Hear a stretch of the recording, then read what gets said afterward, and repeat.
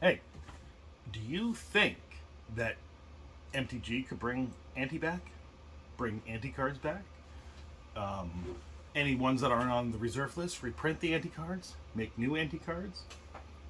I was just thinking about this. I was watching a video on esports, specifically Riot, now allowing gambling sponsorships. And this has been happening for a while on a lot of streamers, allowing gambling sponsorships and whole streams where someone's gambling and they're sponsored by a gambling outlet. I forget the name of it, but it owns Stake.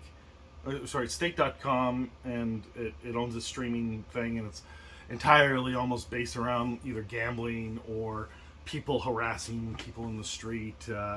It's sort of like Twitch, but run by assholes. So it's seems like with the expansion of all the gambling in sports and almost everything nowadays, you can gamble on elections and some island off the coast of South America that got independence that somehow everyone registers their gambling site through, and it manages to avoid whatever international regulations were before, I don't know, 2010 or something like that.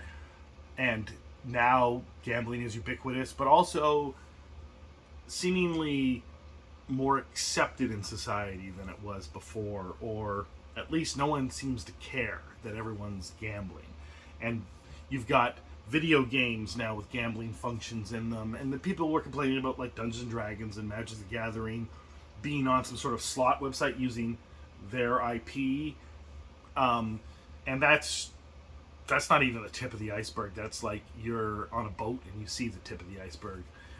There's way more to gambling than that. But Magic the Gathering had two hurdles early on that made them abandon the ante in Magic the Gathering. And the gambling of Magic the Gathering never really expanded beyond, obviously, the gambler's premium of opening packs, right?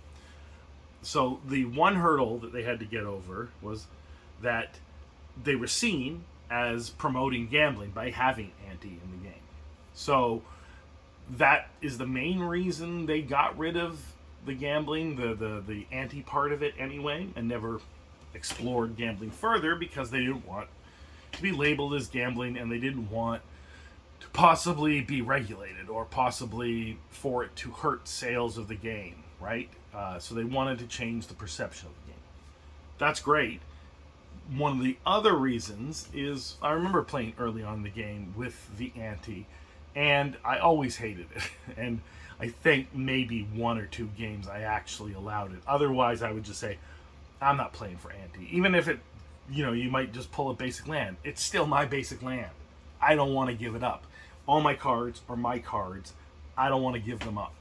And I think that if Magic the Gathering had kept the ante, or even expanded the gambling in Magic the Gathering, I probably would have left it sooner, and I probably never would have come back to it.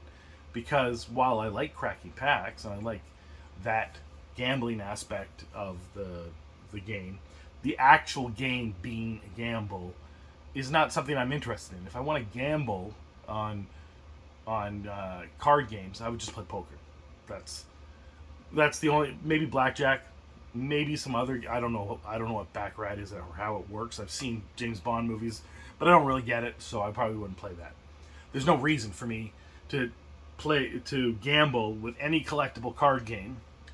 What they do is enough for me. I don't need the added amount of, putting in an ante, maybe upping the bet, that kind of stuff. That would just take away from the game for me. Maybe once in a while it might be interesting, but it's not something I'd be interested in for a long period of time, or for a short period of time, or for any period of time other than maybe one game a year doing that. Now, I understand a lot of legacy players, maybe not a lot, maybe some legacy players like to gamble on the outcomes of their legacy decks.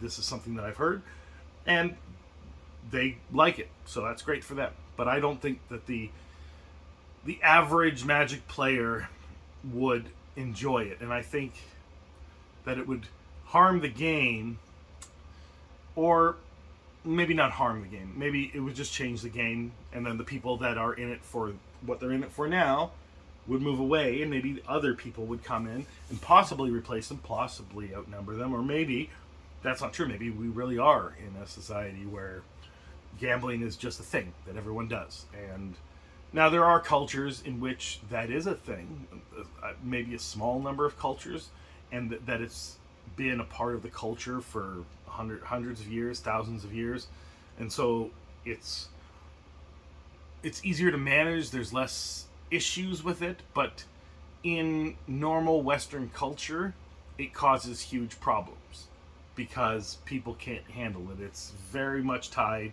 to alcohol or drug use.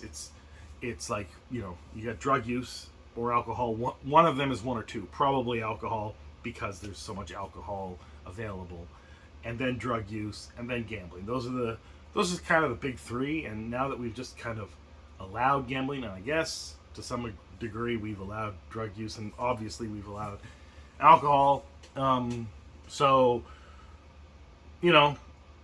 if you're going to allow the other two, then there's really no point in disallowing the other one. It's just, I think that it causes harm to society, and in general, it spreads out the harm.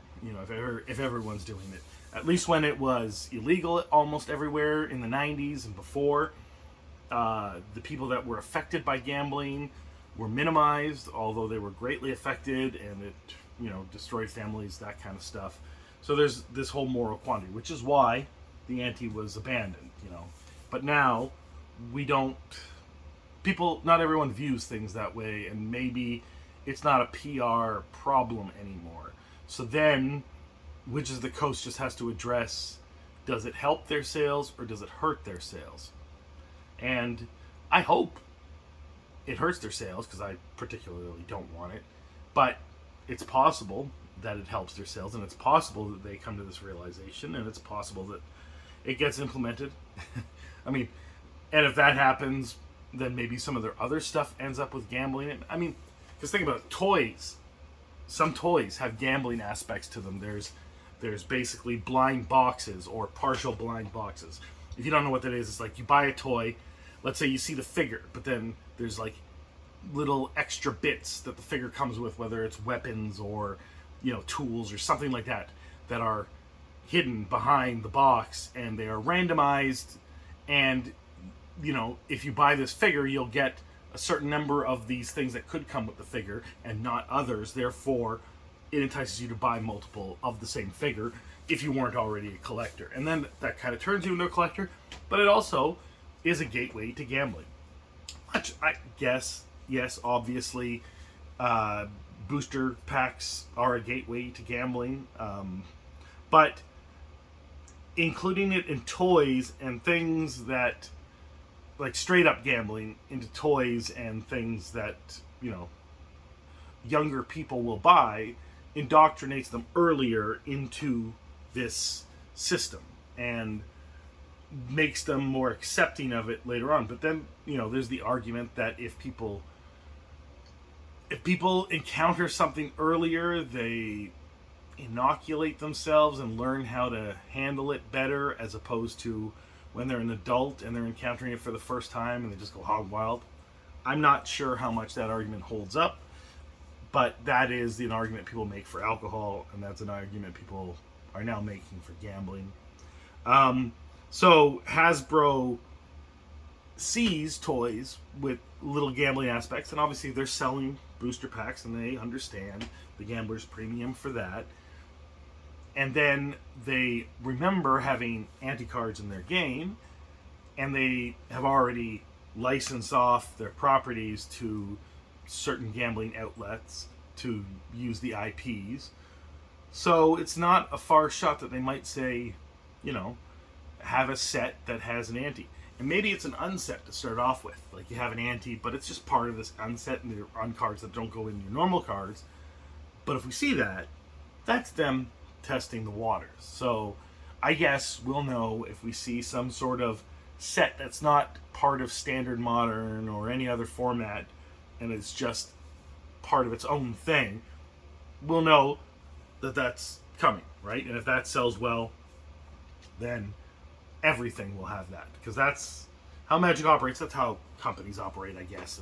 There's no reason to single out Wizards of the Coast. Every company kind of does the same thing. When things go well and sales improve, they keep doing that thing. So let me know what you think about gambling and Magic the Gathering in the comments below. Have a good day.